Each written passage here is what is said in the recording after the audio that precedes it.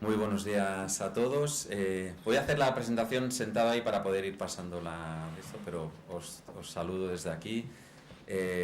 Bueno, muy impresionado por la asistencia. Muchísimas gracias por venir. Muchísimas gracias al equipo de Google Chile y el ANP por la invitación y por hacer esto posible. Y muchísimas gracias a todo el equipo de aquí de la Universidad del Desarrollo pues por la organización, por la invitación. Estáis además en un sitio magnífico, o sea que muy bonito conocerlo. Y nada, no hay mucho más preámbulo. Yo voy a hacer una de las cosas que más me gustan, que es hablar de lo que vamos a hablar ahora, y hablarlo con colegas de profesión, con gente del sector y con el ánimo de justamente lo que pretendía también con el libro, que es intentar buscar soluciones a un momento que vive nuestro sector complicado, difícil, donde se han hundido modelos de negocio, pero están apareciendo otros nuevos y bueno, intentando con el análisis del New York Times pues encontrar alguna clave si es posible. Paso ahí y... Bueno, la primera cuestión que me gusta explicar cuando explico este caso es por qué escogí el New York Times, ¿no? Y bueno, yo creo que está bastante claro, es un diario que ha sido para todos los que somos periodistas o gente del sector, pues una referencia mundial, ¿no? Es el espejo en que muchos nos hemos mirado cuando queríamos descubrir pues hacia dónde podíamos ir. Y es verdad que hay una reflexión que ya hago inicialmente y que luego durante la presentación pues intentaré explicar con más detalle, que es, y porque alguna gente me lo había dicho, no todos somos el New York Times, evidentemente, el New York Times hay uno, pero mi conclusión, y me avanzo casi a todo lo que voy a decir, es que sí puede cada medio ser, entrecomillado, el New York Times de su área geográfica o de su ámbito temático, ¿no? Y cuando digo eso me refiero a intentar ser el medio que es la referencia, que se convierte en el medio imprescindible para sus usuarios, para sus lectores, ¿no? Y que realmente se convierten en un elemento integradísimo en la vida de esa persona. Y voy a intentar explicar esto a lo largo de la presentación con más detalle. Está organizada en 10 conclusiones de esta experiencia de transformación digital llevada a cabo por el New York Times durante las últimas 2 décadas, y acabaré con una serie de lecciones y una serie de preguntas que dejaré pues, para que queden ahí para reflexionar, ¿no? La primera conclusión, y casi a veces podría ser la única, ¿no? Es la apuesta que hace el New York Times por el periodismo de calidad. Esto es algo, digamos, es la base sobre la que se asienta todo, ¿no? Sin eso no habría nada sobre lo que edificar. Y es hacer un periodismo de calidad y hacerlo además intentando crear un producto que tenga este carácter de imprescindible para su audiencia, ¿no? No simplemente hacer un buen producto, sino hacer un producto que realmente la gente que lo lee, la gente que lo utiliza, pues lo considere tan imprescindible que en muchos casos se acaben suscribiendo. Veamos esto con un poco más de detalle. El New York Times cuando yo escribí el libro, tenía una redacción de 1.300 personas. Hoy, un año y poquito después, es una redacción de 1.450 profesionales. O sea, incluso el último año ha aumentado en 150 personas. Y ese equipo de 1.300, cuando terminé el libro, ya era de 1.300 la década anterior. Es decir, que no redujo plantilla, sino que en ese afán de mantener un producto de muchísima calidad lo consiguió mantener un número de personas que luego veremos que no son las mismas personas, nombre y apellido, que había 10 años antes, ¿no? Otra reflexión y una cosa que descubrí al hacer el libro y que me llamó mucho la atención es esta apuesta por la calidad frente a la cantidad de información. El New York Times no cree en la cantidad de información, cree en la calidad de la información que hace. Y la prueba son la cantidad de piezas informativas que genera durante cada día, ¿no? Que es esta que veis aquí, entre 200 y 250 piezas. El fin de semana un poquitín más, durante la semana esas 200 más o menos, ¿no?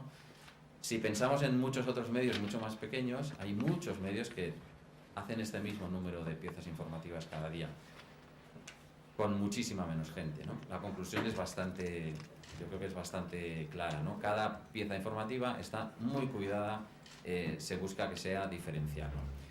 Y luego el carácter de producto imprescindible, ¿cómo se logra? Pues aparte de hacer la información básica de manera muy completa, ellos lo intentan hacer creando una serie de productos, digamos, que se integran en la vida diaria de la gente, que ayudan a que las personas tengan una vida mejor. Y 4 ejemplos de estos son Cooking Well, Watching y Smarter Living, ¿no? Cooking es una web de recetas de cocina que se creó hace 4 años, que desde hace 1 año se convirtió en producto de pago. Y es uno de los 3 productos de pago que tiene actualmente el New York Times. El New York Times lo que hizo es tomar las recetas que tenía, 16.000 recetas de cocina que tenía ya publicadas, las actualizó en formato multimedia y creó un producto, la verdad, muy bien elaborado y que está teniendo muchísimo éxito. Watching, por ejemplo, es un producto que se creó hace menos y que es una guía de qué ver en general, pues a ver en el cine, ver en televisión, ver en internet, ¿no? Y es una guía que puedes personalizar, y buscar, combinando también elementos, las críticas que se publican en el diario sobre cualquier película, serie o programa de televisión, pues aparece aquí combinado con recomendaciones, en función del humor que tengas cada día, etcétera, ¿no? Otro producto que funciona muy bien es el apartado Well, que es un apartado de salud y bienestar, y ahí se han creado, por ejemplo, toda una serie de guías prácticas, pues desde cómo correr, cómo meditar, hacer yoga para todo el mundo y muchas otras que tienen, ¿no?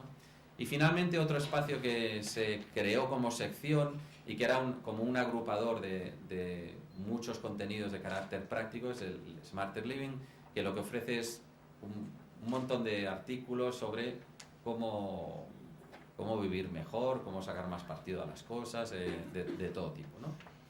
Entre información de calidad y ese tipo de información más de servicio, se intenta crear esta idea de producto imprescindible, ¿no? La segunda conclusión, y esta es desde el punto de vista del negocio es importantísima, es que el modelo está cambiando y está cambiando de una manera radical. Y el gran cambio es que los usuarios se han convertido en la fuente fundamental de ingresos del New York Times frente a los anunciantes que habían sido la fuente primaria de ingresos durante décadas. De hecho, desde la fundación del diario en 1851, ¿no? Este gráfico es quizá de los más importantes que yo recojo en el libro, ¿no? Es la evolución de los ingresos en los últimos, antes del año 2000, ¿no? Hasta ahora. La evolución de los ingresos por circulación, equivalente a usuarios, es decir, cuánto dinero aporta la gente que lee el New York Times en cualquier plataforma, en papel o en digital, y lo que aportan los anunciantes. Lo veis muy claro, en el año 2012 es cuando se produce el cambio histórico, es el primer año en que por primera vez el diario tiene más ingresos de los usuarios que de los anunciantes, ¿no? Pero luego la curva, además, si vamos viendo, se va ensanchando en favor justamente de los usuarios. Este es el resumen del año 2017. El 60% de los ingresos ya fueron por suscripción, por usuarios, el 33% fue por publicidad y luego tiene un 6,5% de otros negocios. Pero fijaos, primer trimestre de este año, ese 60% ha subido ya al 63%, la publicidad del 33% ha pasado al 30%. Es decir, más del doble de los ingresos del New York Times se consiguen por usuarios que por publicidad. Y ya digo, esto es un cambio importantísimo también por el concepto de producto. Vamos a ver los ingresos diferenciándolos de otra manera, que es por cuántos ingresos te vienen de la edición impresa todavía del New York Times, cuántos ingresos te vienen por la actividad digital. Y estos son los porcentajes. Casi un 60% todavía de los ingresos de New York Times vienen de la edición impresa, tanto por suscripción impresa como por publicidad impresa. Y un 36% más o menos ya llegan por la vía digital, por suscripción digital y por publicidad digital. Pero lo importante que es esto de aquí.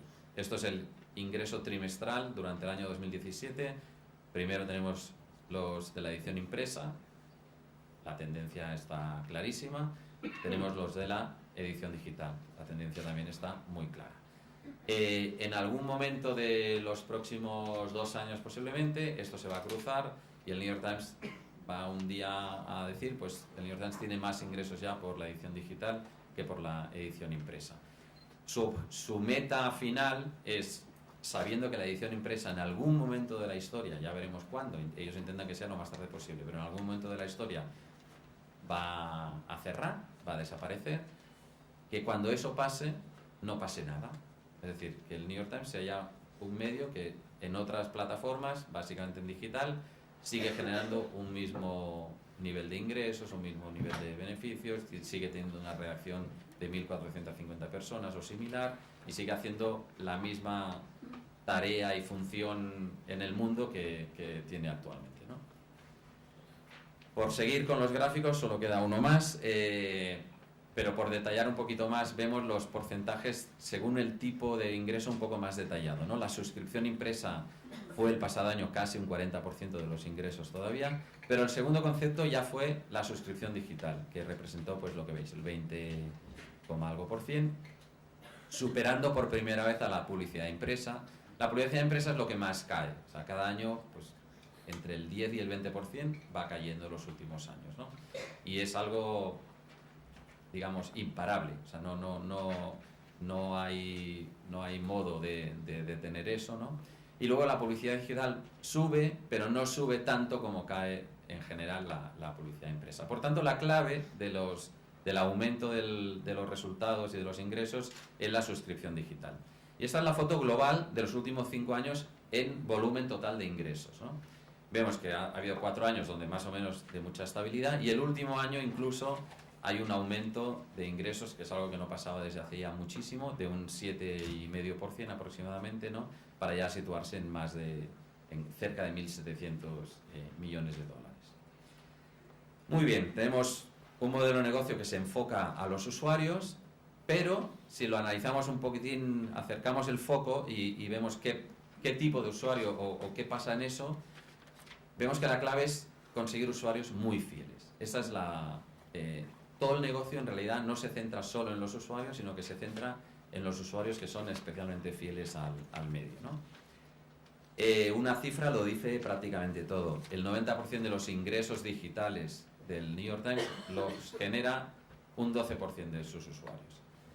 Dicho a lo bruto, si el New York Times perdiera el 88% de usuarios digitales, digamos que no le aportan demasiado, estos que pasan un día por allí, ven un ratito y ya se van y no vuelven hasta el mes siguiente casi, prácticamente no pasaría nada.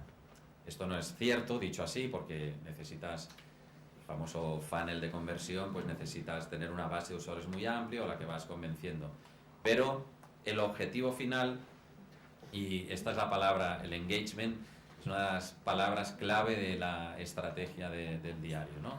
Es engagement con los usuarios, conseguir enganchar a la gente, conseguir que participen de tu medio, que se sientan muy cercano al mismo, que tengan un compromiso contigo. Eso pasa por convertir la consulta, el consumo del New York Times en un hábito diario en cualquier plataforma, y pasa por otra cosa importantísima en el ámbito digital, que es conocer muy bien al usuario. Sin eso no hay negocio digital que se pueda sostener, ¿no? Por tanto, eso pasa por tener herramientas de análisis, por gente preparada para analizar eso y extraer consecuencias, digamos, lógicas de eso.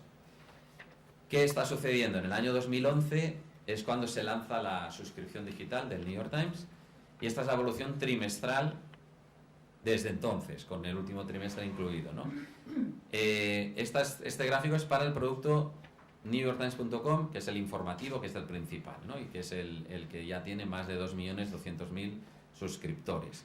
Vemos que hay un momento de crecimiento así un poquitín más, o sin un poquitín, bastante más potente, que ya os podéis imaginar lo que es el momento de la elección de Donald Trump como presidente y la toma de posición. Ese trimestre, en esos 2 trimestres, el New York Times gana más de 500.000 de suscriptores, solo en esos 2 trimestres, pues por toda la presión que hay, digamos, por parte de Donald Trump, de tuitear constantemente contra el failing New York Times, etcétera, y ellos presentan esta gráfica diciendo esta es la gráfica del failing New York Times, ¿no? Pues bueno, está esta batalla continua. Y el siguiente gráfico nos dice, si a eso le sumamos, tenemos el producto newyorktimes.com, si le sumamos Crosswords, los crucigramas, que ayer anunciaron que superaron los 400.000 suscriptores de crucigramas, y le sumamos Cooking, que es el otro producto de pago, suma más, pues ya casi 2.800.000 personas que al 31 de marzo estaban pagando por el New York Times Digital, ¿no? Y tomo aquí un dato que me ha facilitado una persona que está aquí en la sala, que es Pato Contreras, muchas gracias. En una entrevista que me hizo recientemente, me dio este dato que yo no había calculado nunca, pero que se ajusta muy bien a lo que estamos diciendo. En el libro, la palabra publicidad aparece 185 veces, la palabra usuarios 334 veces. Creo que es un resumen muy bueno, muy claro de... Yo no lo había calculado, ni lo hice a propósito, evidentemente, no iba contando las veces que ponía una palabra u otra, pero refleja muy bien realmente cómo ha cambiado el diario, ¿no? Cuarta conclusión.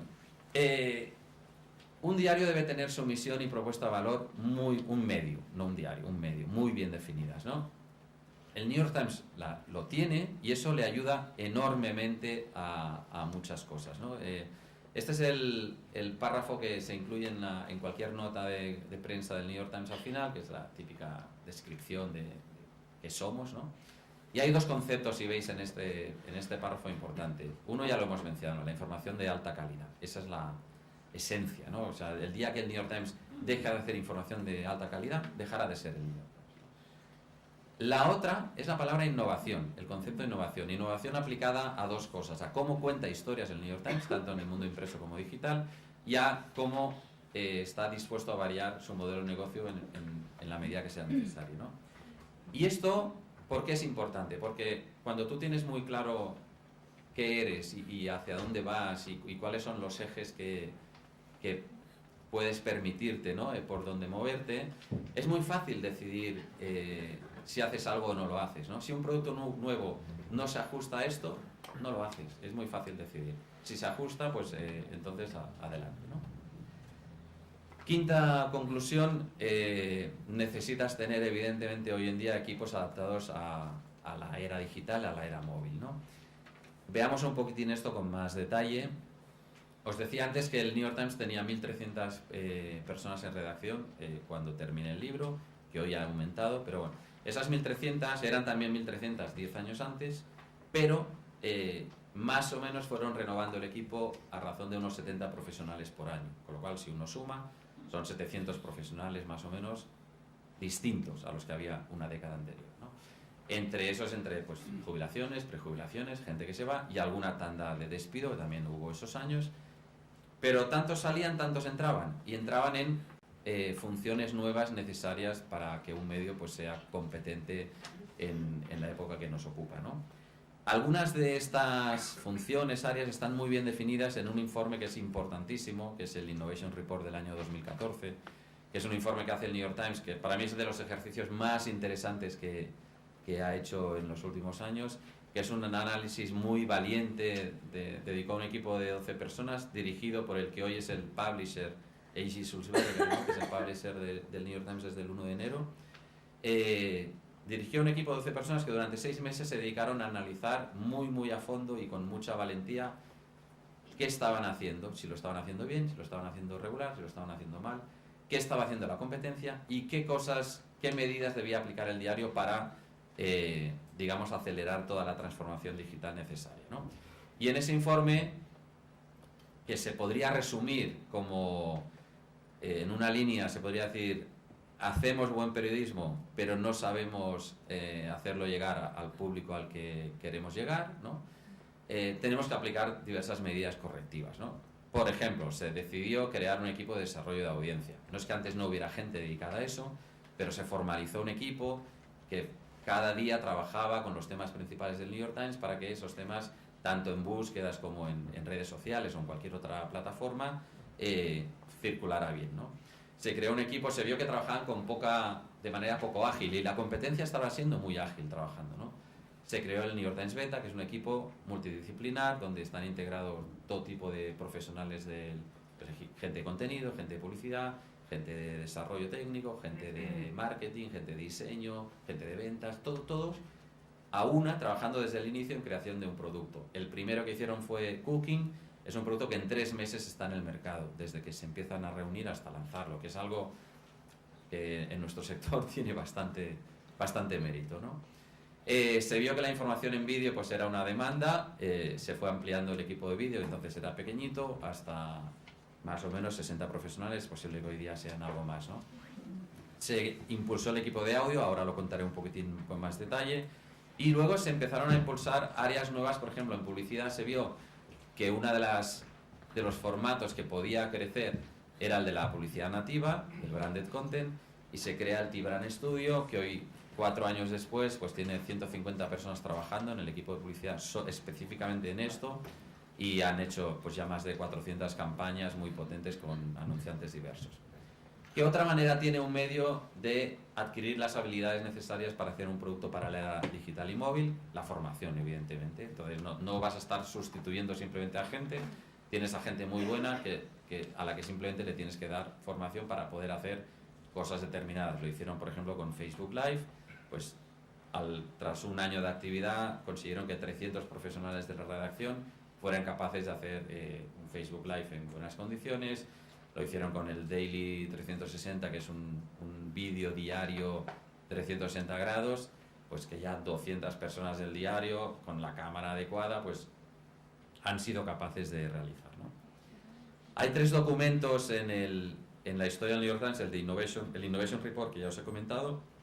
En 2015 se publica un documento más pequeño que se llama Our Path Forward, que es un documento que resume en qué punto estamos tras el 2014.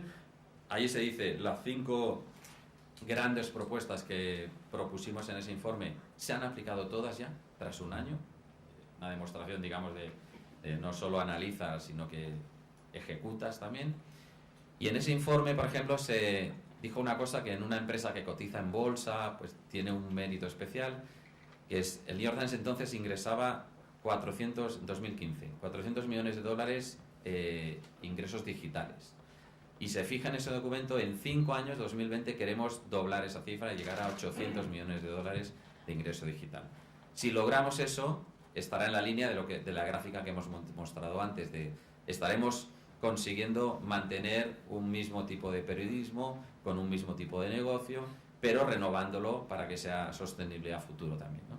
Y luego el pasado año publicaron el Journalism That Stands Apart, que es otro documento un poco de actualización de qué metas tenían. Estos documentos son muy interesantes porque tanto hacia afuera como hacia adentro de la compañía ayudan a todo el mundo a entender por dónde vamos y qué pretendemos hacer, ¿no? Y os comentaba lo del podcast porque es un caso muy específico que creo que es un muy buen reflejo de qué quiere decir actualizar un producto, ¿no? Ellos vieron que el podcast estaba ganando mucho protagonismo en el mercado estadounidense y en algún otro mercado, y ya tenían algunos podcasts, pero querían potenciarlo, ¿no? Y buscaron a la persona que pudiera liderar todo ese proyecto, ¿no? Y el anuncio que publicaron, no sé si se lee bien, pero eso es lo que veis a la izquierda, eso es la oferta de trabajo que publicó el New York Times buscando el responsable de podcast. Lo hacía con una pregunta: ¿cómo debería sonar el New York Times? Que me parece brillante. Es decir, queremos hacer podcast, pero queremos ser el New York Times, no queremos ser otra cosa, ¿no? Entonces decía, si eres el profesional capaz de decirnos cómo responder a esta pregunta de manera adecuada, queremos conocerte, ¿no? Bueno, el primer producto que este nuevo equipo crea es The Daily. The Daily, a los que no lo conozcáis, os recomiendo encarecidamente que lo escuchéis. Es una maravilla de programa, de lunes a viernes, por las mañanas, un podcast de 20 minutos que trata un tema principal de actualidad, conducido por Michael Barbaro y siempre acompañado de un periodista o una periodista de la redacción del diario que ha trabajado ese tema en concreto. Hay una conversación, un manejo de la narrativa en audio magnífica, ¿no? Resultado es oír el New York Times, ¿no? Es más de 1 millón de oyentes diarios, incluso en abril de este año el diario, el de Daily se pasa a emitir por diversas emisoras de la radio pública americana en una edición vespertina, ¿no? Se ha dado el paso de la web o del mundo digital al mundo de las ondas, ¿no? Y el otro gran proyecto es más en la parte de publicidad, el T-Brand Studio, que he comentado yo un poquito y que son un montón de campañas ya de publicidad nativa, ¿no? La sexta conclusión es que el futuro, y de hecho no el futuro, sino el presente, pues está en los móviles, ¿no?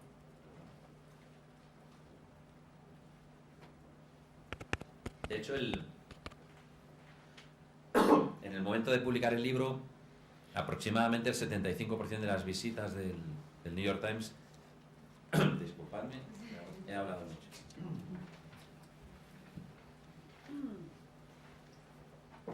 pues ya llegaban desde dispositivos móviles, y de hecho en el documento de 2015 se decía que la batalla la ganaremos o la perderemos en este tipo de dispositivos, ¿no?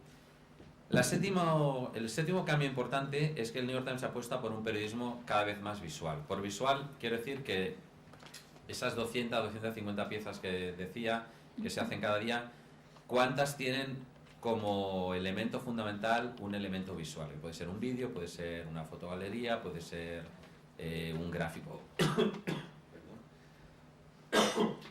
un gráfico interactivo, puede ser lo que sea, ¿no?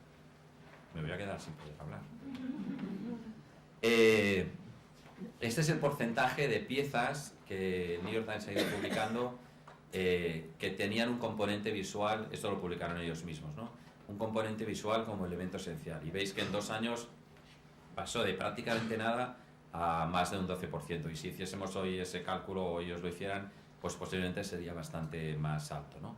Esto es porque la información visual, pues bueno, a la gente le llega mucho mejor, la agradece muchísimo, se entiende mucho mejor los temas, y lo están aplicando incluso por ejemplo, en la parte de opinión.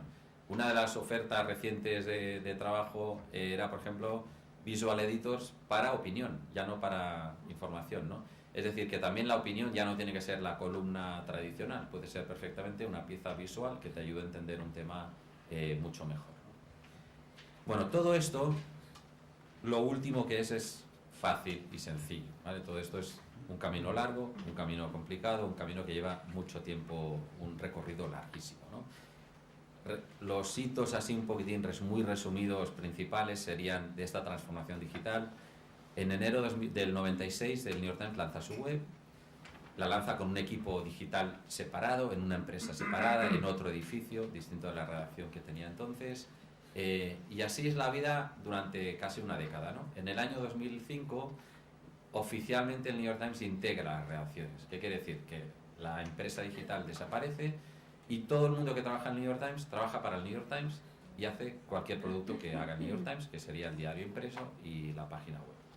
Más adelante la aplicación, pero trabaja para el New York Times. Ya no hay distinción entre redacción impresa y redacción digital, ¿no?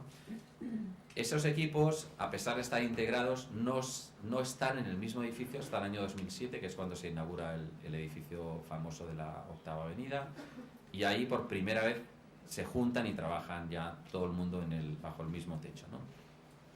Años después de esta integración oficial, en el Innovation Report, si uno lo lee, detecta ahí un montón de referencias a decir, la edición impresa todavía tiene un peso enorme, la inercia del trabajo de la edición impresa nos marca demasiado, las reuniones dependen demasiado del producto impreso el día siguiente, a pesar de llevar años como muy centrados ya en conseguir fijarse en el producto digital, ¿no? Pero bueno, las inercias son difíciles de variar, la gente lleva años trabajando de una determinada manera y es complicado, ¿no? Incluso el pasado año se volvía a decir, tenemos que ser más ágiles, más rápidos en modificar nuestra manera de trabajar, centrándonos en el producto digital, ¿no? Y bueno, a pesar de todo ello, cuando Arthur Sulzberger, el anterior editor, que dejó el cargo el 31 de diciembre, pues hace balance de sus 22 años y pico de mandato, dice que la decisión más trascendente que ha adoptado es, sin ninguna duda, todo este impulso de la parte digital, ¿no? Toda esta traslación al mundo digital pasa mientras sigues teniendo un diario impreso que funciona bien, que sigue, si recordáis, representa todavía casi el 60% de tus ingresos totales y por tanto no es algo que puedas desechar o dejar morir en absoluto, ¿no? la estrategia, ¿cuál es? Repensar este diario impreso. ¿Qué haces para que siga siendo relevante el máximo tiempo posible? Ellos, cuando se les pregunta, ¿cuándo va a morir la edición impresa? Dicen, bueno, nosotros que no muera, ¿no? Pero si ha de morir, que muera lo más tarde posible. Hay mucha gente todavía que le gusta eso, ¿no? ¿Qué hacen en ese ámbito? Dos cosas importantes. Una, se crea en la redacción impresa un equipo que se llama el Print Hub. El Print Hub es un equipo de la redacción del diario cuya única tarea es crear la edición impresa del día siguiente. ¿Cómo trabaja el New York Times? Toda su redacción trabaja para digital. Todo, el 100% de lo que se hace se publica en digital primero. Y de lo que se publica en digital, ese equipo Print Hub toma lo necesario para hacer la edición del día siguiente. Que no es todo, evidentemente, va a ser un 60 o un 70% de lo publicado. Y lo mismo con la edición del domingo. Si miráis en la web del New York Times los viernes, normalmente está el gran tema que abrirá la portada del domingo. Y eso no es ningún problema, al revés. Es la manera que tiene el New York Times de apropiarse de esa historia periodística y ya que nadie se la robe, ¿no? Eso lo hace el Print Hub, eso libera un montón de energía en la gente responsable de secciones, que lo que tienen que hacer es información relevante y temas distintos, ese es su cometido. Y ya habrá quien se preocupe de colocarlo donde toque, ¿no? La otra gran cosa que se hace es propuestas innovadoras para la edición impresa que marquen un poquitín la diferencia, que lancen un mensaje a los lectores, de decir, hey, seguimos creyendo en esta edición impresa y de vez en cuando te vamos a ir dando como regalos, ¿no? Algunos de estos regalos son, por ejemplo, el suplemento Puzzlemanía, que se lanzó dedicado solo a juegos en Navidad, hace 2 Navidades, y la última Navidad se repitió porque funcionó muy bien, ¿no? Un suplemento impreso, esa foto que ves ahí a la derecha es el mayor crucigrama publicado en la historia del New York Times, son las páginas centrales completas, que bueno, hay gente que está todavía terminándolo, a ver si lo consiguen, pero bueno, ¿qué más cosas han hecho? Por ejemplo, en mayo del pasado año lanzaron The New York Times for Kids. The New York Times for Kids es un suplemento solo para niños que se publicó un domingo, se vio cómo funcionó, el éxito fue espectacular, recibieron un montón de mensajes de gente agradeciendo ese suplemento, subiendo fotos a Twitter o a Facebook, diciendo hoy toda la familia leyendo el New York Times, los niños también. Bueno, tan así fue que decidieron convertirlo en un producto ya fijo y ahora desde enero de este año, cada último domingo de mes, aparece el New York Times for Kids. Renovaron las páginas 2 y 3, sé que no se ve casi nada, pero bueno, esto es la página 2 y 3, nueva. Antes era una página de índice, digamos, un poco tradicional, de los temas del día. Lo han convertido en una especie de puente entre el mundo impreso y el mundo digital. En esta página le cuentan a los lectores del diario impreso que, por ejemplo, qué piezas funcionaron mejor en Internet ayer, qué elementos multimedia pueden encontrar en la web que evidentemente en el diario no están. Hay un espacio concreto siempre que se llama Inside the Times, en la web se llama Times Insider, donde cuentan cada día algo sobre cómo trabaja el diario, cómo trabaja un corresponsal, cómo se hace una sección, cómo se ha hecho un tema determinado. Cosas que acercan la manera de trabajar y el producto a su gente, ¿no? Hicieron, por ejemplo, en la revista del domingo, el New York Times Magazine, hay cada año un número dedicado a historias de Nueva York. Este pasado año lo que hicieron es convertir ese número en un cómic y encargaron a 12 dibujantes, pues con 12 historias ya publicadas, que las convirtieran en formato cómic, y fue un número magnífico que disfrutabas enormemente. O de vez en cuando publican, esto es un formato que llaman ellos PAN 8, son 4 páginas completas desplegadas pues para un gráfico, o lo han utilizado a veces para, por ejemplo, un reportaje que hicieron sobre gente que huía del grupo Boko Haram, ¿no? Pues que estaban pues perdidos en el desierto, refugiados. Hicieron un magnífico reportaje contando las historias con nombre y apellido de esa gente, y publicaron una especie de póster increíble con una foto maravillosa. Tú veías eso en el papel y sí o sí te llamaba la atención, era un tema fantástico, ¿no?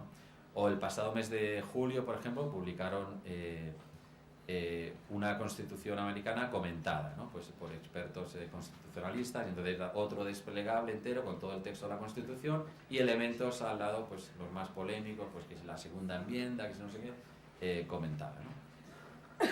Finalmente, esta manera de trabajar evidentemente no sería posible con los viejos esquemas con los que hemos trabajado muchas veces los medios. Es necesario un trabajo colaborativo entre todos los departamentos, ¿no?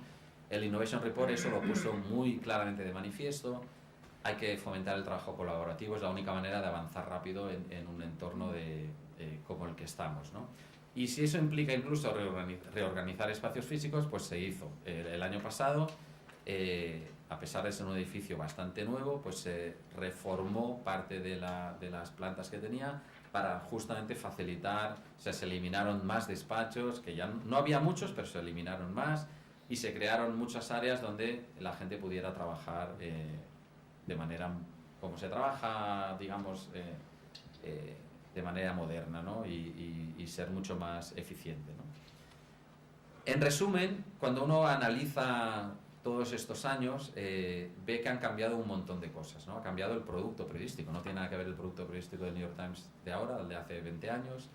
Ha cambiado el modelo de negocio, como se ha explicado, radicalmente. Ha cambiado la relación que tiene el diario con los lectores y con los anunciantes. Ha cambiado cómo trabaja el equipo, cómo está configurado ese equipo, qué habilidades tiene. ¿Qué no ha cambiado? Lo esencial, el periodismo de alta calidad y esta orientación a la información diferencial de una manera muy, muy clara, ¿no? Y bueno, me gustaría ir acabando con unas pequeñas lecciones prácticas que yo creo que son aplicables a muchos medios o a cualquier medio, ¿no? Uno, jamás olvidar que solo podremos edificar algo muy serio si somos imprescindibles para nuestra audiencia. Hoy en día, yo a veces me gusta decir que muchos medios no deberíamos competir tanto entre nosotros, entre los medios, sino competir con otras cosas que son las que hacen que los medios dejen de ser relevantes, que es a lo que la gente dedica tiempo, a formas de ocio, a tal. Ojalá entre todos los medios fuésemos tan relevantes que siguiésemos formando parte de la vida de las personas. Me da igual qué medio, ¿no? Yo creo que esa batalla es mucho más relevante que no la batalla concreta con el rival que tengo al lado, ¿no? Este es otro mensaje que yo estoy cada día más convencido, ¿no? En un mundo donde hay tantísima información, la cantidad ha dejado de ser un elemento importante y la calidad es lo único que te hace ser distinto de tu competencia y el motivo por el que alguien al final quiera consumirte. Otra reflexión que yo creo que en todos los mercados está pasando, en algunos avanza más, en otros avanza menos, pero la publicidad no va a ser suficiente para pagar el periodismo de calidad que queremos ofrecer, ¿no? Por tanto, hay que pensar en otras vías de ingresos y la principal es la que el medio más va a poder controlar, que es la de los usuarios, ¿no? Por tanto, con el sistema que sea, ¿no? Pero esa es una tendencia y está pasando en muchísimos países, ¿no? No es solo el New York Times que está aplicando esto. Uno mira en multitud de países, prácticamente todos los medios están ya implementando algún tipo de suscripción, de membresía o otro sistema, ¿no? Adicionalmente, el planteamiento es que el negocio impreso va a la baja, ya sea porque la publicidad cae mucho, porque la circulación se reduce. El negocio impreso va a la baja y lo que puede subir es el negocio digital. Por tanto, todo el impulso se debe poner en ese ámbito, ¿no? Tenemos marcas muchas veces de mucho prestigio, que se han ganado el reconocimiento del público, la credibilidad, y sobre las que podemos edificar nuevas vías de ingresos. Se ha hablado muy poquito de eso, es un 6,5% de los ingresos del New York Times, pero hay toda una serie de negocios paralelos basados en la marca New York Times, desde viajes, Times Journeys, que es una especie de agencia de viaje donde el elemento diferencial es que el grupo viaja acompañado de un experto que pertenece al New York Times y es el experto en Egipto, por ejemplo, ¿no? Y ese es el valor diferencial. O tiene una escuela online, o tiene, bueno, toda una serie de negocios, los eventos, por ejemplo, basados en la credibilidad que tiene el New York Times, ¿no? Una cosa absolutamente imprescindible es conocer muy bien a los usuarios, es el punto de partida sobre el que hay que edificar cualquier negocio digital. Otra cosa que creo que a veces es necesario reflexionar muy a fondo y hacer, si es necesario, una sesión sobre eso. ¿Qué es lo que nuestro medio realmente aporta de valor a la audiencia? ¿Lo sabemos o no lo sabemos? ¿No? Pues eso debemos... Y eso es lo que tenemos que cuidar como medio, como de manera mucho más clara, ¿no? En este proceso de transformación, normalmente suele ser muy bueno tener objetivos a corto, medio y largo plazo y muy claramente fijados para que todo el mundo sepa un poco hacia dónde se avanza, ¿no? La formación hoy en día es... antes hemos visto que tú debes configurar un equipo capaz de ofrecer el producto que te demanda el público actualmente, y eso es un producto digital, un producto móvil, ¿no? No vamos a poder andar cambiando, no es que vayamos a poder cambiando, no queremos, tenemos a profesionales muy buenos en nuestros medios, simplemente hay que ayudarles a que tengan la formación adecuada para poder hacer eso, ¿no? Y después todos los... el tema de los móviles, eso es algo... hoy en día, por ejemplo, a veces cuando se hacen rediseños, pues todavía lo primero que se presentan son el rediseño del desktop, ¿no? No tiene ningún sentido si uno lo piensa de verdad. O sea, es importante, sí, claro que sí, pero es que el 75% de la gente te va a estar viendo desde el móvil. Asegúrate de que el móvil es maravilloso y después haces el desktop. El tema de la información visual es otra cosa a reflexionar muy importante, ¿no? Porque igual que hace años en los diarios impresos introdujimos la infografía, bueno, primero el color, la infografía, ¿no? Y eso ayudó a que los diarios fueran mucho mejores. Ahora estamos en una época donde hacer información visual es fundamental, porque funciona mejor. La información textual sigue siendo importante, pero la información visual es muy efectiva, funciona muy bien, a la gente le encanta compartirlo en redes sociales y la gente básicamente le encanta entender las cosas, ¿no? Y si algo te ayuda a entender algo, te quedas contento, ¿no? Y esa muchas veces yo creo es lo que a veces falta, ¿no? Es preguntarse cuál es el formato más adecuado para una historia concreta, ¿no? Y poner mucho esfuerzo en que la cobertura de ese tema se haga de esa manera, ¿no? Y finalmente, el tema de trabajo colaborativo, ¿no? Si nosotros detectamos que en nuestra empresa todavía hay silos, hay áreas que trabajan, que van a su guerra, incluso a veces están enfrentadas entre ellas, así es muy difícil edificar y construir algo realmente positivo, ¿no? Y acabo ya con... Yo en el libro hay un pequeño capitulillo que son 28 preguntas que formulo a los medios que quieran triunfar en la era digital. He traído de esas 28, 9 aquí, las repasamos rápidamente y con eso acabaremos, ¿no? Una primera es si mi medio tiene realmente una misión claramente definida. Si la tiene por escrito, porque es la única manera de que una misión esté definida. Si no está por escrito, no existe, ¿no? Y si realmente la conoce toda mi compañía. Si yo preguntara a cualquier trabajador, a cualquier periodista, a cualquier diseñador, a cualquier vendedora del medio, ¿tu medio qué hace, no? ¿Qué me diría? ¿Me diría algo coherente o tendría 100 respuestas distintas, ¿no? Muy ligado a eso es cuál es la propuesta de valor que hace mi medio, qué es lo que lo convierte realmente en distinto y qué es lo que vemos que los lectores valoran más de mi medio. Porque ese va a ser el motivo, si vamos a buscar el engagement del usuario, debe ir por ahí. Ese va a ser el hilo conductor de cualquier actividad que hagamos, ¿no? La otra pregunta es, ¿conozco realmente a mis lectores y analizo de verdad y de manera detallada a mi audiencia?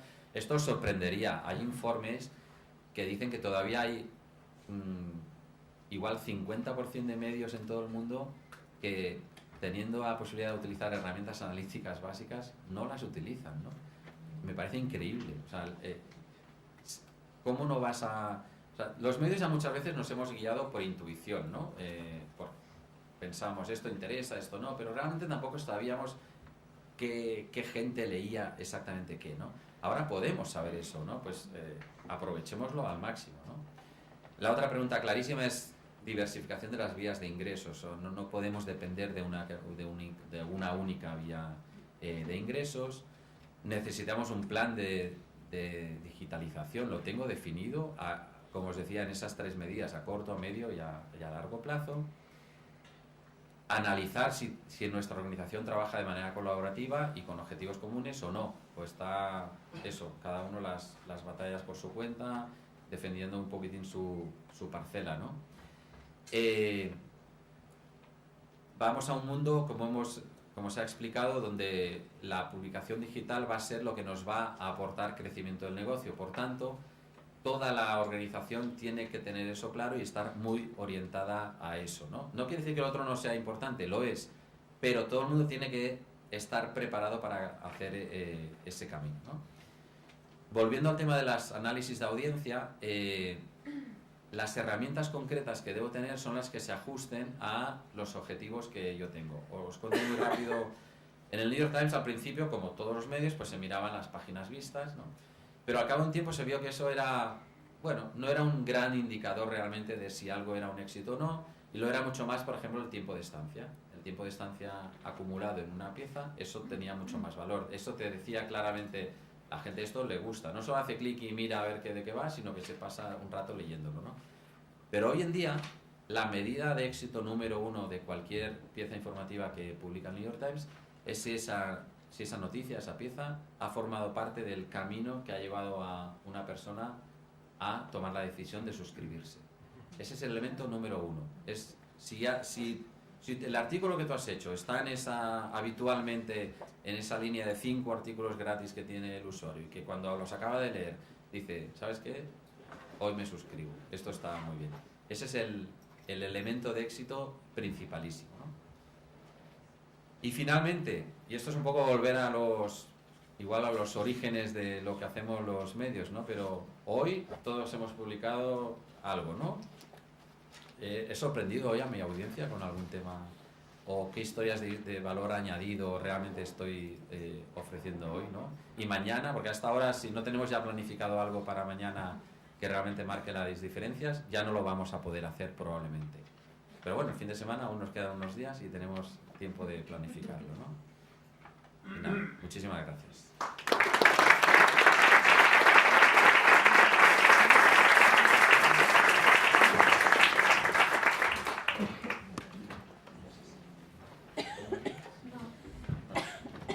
¿Se escucha? Sí. ¿Se escucha? Sí. Pero muchas gracias, Ismael. Muchas gracias. Quedamos un poco deprimidos hoy aquí en Chile, yo creo. No, esto es un mensaje Estamos años luz, nos damos cuenta. Hay futuro.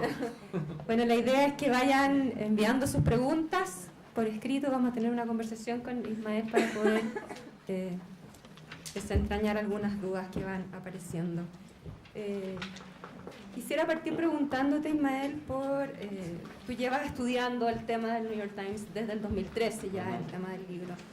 A tu juicio, ¿qué escenario depara un medio impreso que no se suma a esta reinvención digital? Bueno, se puede decir muy fácilmente, ¿no? Responder esta pregunta. ¿Muere? Sí. Quizá hay alguna excepción que no, pero es imposible abstraerse de un cambio en cómo la gente consume información hoy en día, ¿no? O sea, la información cada vez más se consume en soportes digitales, entonces si tú no estás en esos soportes, puede haber alguna excepción y un medio que con una personalidad increíble y que tiene un público cautivo, puede ser, no digo que no, pero desde luego no va a ser esa la tendencia, segurísimo, ¿no? Con lo cual yo creo que no hay, vamos, es una estrategia. No hay vuelta. Yo creo que no hay vuelta. Hablaste bastante de las audiencias. ¿Cómo son estas audiencias? ¿Qué perfil buscan? ¿Qué debo conocer de ellas? ¿Qué debo saber y qué conductas tienen? Las audiencias cada vez son más amplias y más representativas de toda la población, las audiencias digitales. Ya no es que solo hay conectada a una parte de la población pues de un perfil determinado, más joven o no, ¿no? O sea, si uno compara, por ejemplo, suscriptores o lectores de una edición impresa con los lectores de la edición digital, evidentemente ahí hay una diferencia, pues no sé, igual de media de 10, 15 años puede haber de media, ¿no? de diferencia. Pero hoy en día las audiencias digitales de los medios ya ocupan un poco todos los estratos, cada medio pues tendrá sus particularidades, ¿no? Y yo creo que no hay que ir a buscar solo unas audiencias determinadas, sino ir a buscar el conjunto de la población que está interesada en estar bien informada. Por ejemplo, hay mucho debate con lo de los millennials, de si los medios tradicionales llegan a los millennials, y claro que llegan. O sea, por ejemplo, en el caso del New York Times, ellos dicen es de los medios que tiene un porcentaje mayor de millennials entre su audiencia. O sea, que no es que los jóvenes no, o jóvenes o ya no, o jóvenes adultos, ya no, claro que quieren estar bien informados, ¿no? Como lo han estado, pero quieren estar bien informados de la manera y con los usos a los que están habituados, que básicamente es en soporte digital, básicamente, no únicamente, pero básicamente, ¿no? Y especialmente dentro del soporte digital, el móvil. Esa es la, no sé, yo aquí ahora podría preguntar, lo que pasa es que este es un entorno pues, de profesionales de comunicación y sería deseable que mucha gente levantara la mano si yo digo, ¿cuánta gente lee prácticamente cada día el periódico impreso? Lo voy a hacer. ¿Cuánta gente lee cada día? Vale, es un buen porcentaje, pero no es... Sí, perdón, pero no si es no haces la misma pregunta, ¿estudiantes de periodismo? No, es mucho más bajo. Distinta, sí. No, a veces en facultades de periodismo yo lo hago Sí. y te levantan la mano tímidamente dos, como diciendo, perdón, ¿no? Casi lo sigo leyendo. Si yo ahora digo, ¿cuántos os informáis en vuestro teléfono celular cada día en algún momento? Todo el mundo. Pero así es el mundo, que es, por tanto, no adaptarse a eso, pues yo no le veo ningún sentido, ¿no? También implica, y lo comentaste, un cambio en las redacciones, en el perfil del periodista. Efectivamente, los 1.400 profesionales que hay hoy en la redacción no eran los mismos hace 10 años atrás. ¿Ahí qué desafíos hay? ¿Cuál es el perfil que se necesita? ¿Qué es indispensable saber y cómo acercarse a la Mira, yo diría información? dos cosas, ¿no? Y eso es también cuando en los medios se buscan profesionales, yo creo que son las dos cosas que hay que tener en cuenta. Una es que sigan siendo muy buenos periodistas, que cuando entre esos 150 nuevos que tiene el New York Times adicionales, la mayor parte son reporteros especializados en áreas temáticas que el New York Times quería cubrir mejor, ya sea política, ya sea medio ambiente, ya sea información de género, no sé, la redacción en Canadá y la redacción en Australia, que son equipos que ha aumentado. Ese es lo primero que se busca. Y luego, que sea gente, por ejemplo, preparada para poder hacer o poder pensar en información visual. Esa es otra de las características que se pide, ¿no? Que no quiere decir que ellos tengan que hacer ese vídeo o ese gráfico, no, hay expertos que hacen los gráficos interactivos para que estén bien y expertos que hacen el vídeo para que esté bien. Pero cuando alguien es responsable de una información, sí es importante que vea esta información merece un vídeo o necesita un vídeo o esta información necesita ser explicada. Hace unos días, por ejemplo, hubo una pieza que era una magnífica pieza de periodismo visual sobre las alternativas que había con toda la investigación del fiscal Mueller con respecto a Trump, ¿no?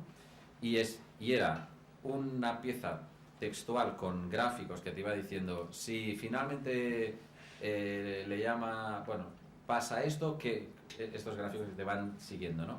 Y eso iba acompañado además de un vídeo donde el periodista que había elaborado esa información lo iba explicando y en el vídeo iban apareciendo esos pasos, con lo cual era como un doble grado de explicación. Terminaba eso, te enterabas realmente, o sea, era imposible no entenderlo casi, ¿no? Bueno, pues yo creo que ese tipo de periodista que es suficientemente hábil como para pensar cómo una información puede ser lo más eficaz posible, ¿no?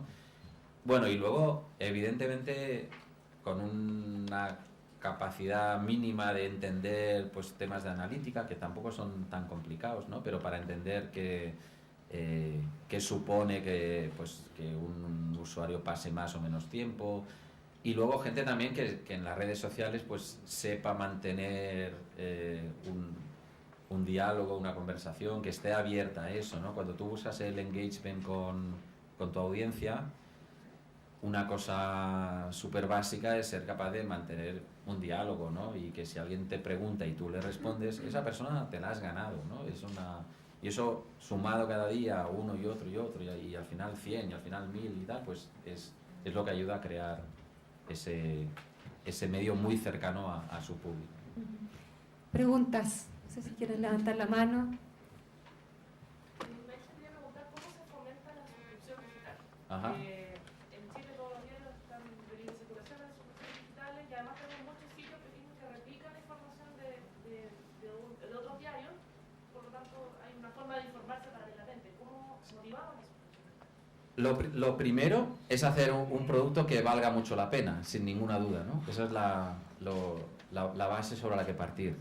A partir de ahí, yo creo que si tú haces un producto que vale la pena y estás seguro de que así es, ya te lanzas a fondo con mucha justificación a pedirle a la gente que se suscriba. Primero de todo, ofreciendo una oferta que sea coherente, o sea, que en cuanto a precio, en cuanto a formato. Por ejemplo, el New York Times tiene su modelo es lo que se llama en inglés el Metered Paywall, ¿no? Que tú puedes leer 5 artículos gratis y ya luego, antes eran 10 y al principio de todo eran 20, ¿vale? Pues fue bajando, ahora son 5. Y esos 5 te permiten, pues no te frena la gente que te viene de redes sociales, no te frena la gente que te viene de buscadores, y permite esa base amplísima inicial de usuarios que siga siendo muy amplia, ¿no? Pero ya luego, si tú quieres leer eso en profundidad, pues y te lo explica bien, te dice, bueno, te quedan 3 artículos gratis este mes, te quedan 2 artículos, te queda 1, ya no te quedan, ¿no? Y entonces, luego, pues una oferta clara de suscripción. En el caso del New York Times tiene 3 niveles, la suscripción digital básica, la mediana y la alta, ¿no? Cada uno con servicios añadidos. Tiene 2 puertas de entrada, que son los Crosswords y Cooking, que son suscripciones más baratitas, que te permiten entrar en contacto. Si solo te interesa eso inicialmente, te permite entrar en contacto y ya luego un día te dicen, mira, tu suscripción de Cooking, si te sumas a esta suscripción digital tipo medio o tipo alto, está ya incluida y con solo esto más ya tienes todo el New York Times y tienes también Crosswords, etcétera, ¿no? Luego la estrategia de... Por ejemplo, si os registráis en el New York Times y aceptáis recibir ofertas de esto, veréis que iréis recibiendo quizá 2 veces a la semana, sin ningún problema, ofertas distintas, ¿vale? Distintas quiero decir con motivos distintos, diciendo, este es el periodismo que te ofrecemos, o esta semana estamos haciendo esto, o estos contenidos son los que esta semana hemos hecho súper relevantes. O con motivo de momentos puntuales del año, pues solo hasta mañana 50% de descuento en tu suscripción por 3 meses. O sea, es lo que hacen todas las compañías, digamos, para captar ya sea suscriptores o vender productos, ¿no? O sea, tener eso también muy bien estudiado. El New York Times dedica mucho esfuerzo también, por ejemplo, a la retención de la gente, ¿no? Y analiza mucho cuando uno se ha suscrito, luego qué pasa con esa persona. Y le manda, por ejemplo, newsletters específicos si detecta que de repente está unos días sin consumir, ¿no? Sin entrar. Dice, bueno, es que si alguien está sin consumir nuestro producto, pues el día que toque renovar, no va a renovar probablemente, ¿no? Y es mucho más caro conseguir un nuevo suscriptor que retener al que tiene. Entonces, también hay estrategia para trabajar en eso, ¿no? En fin, pero claro, la base de todo eso es si en la cabeza de esa persona no consigues introducir la idea de que eso vale la pena y vale la pena a un precio muy razonable, ¿no? Será difícil. Pero luego todas las estrategias concretas, claro que valen, son importantísimas, ¿no?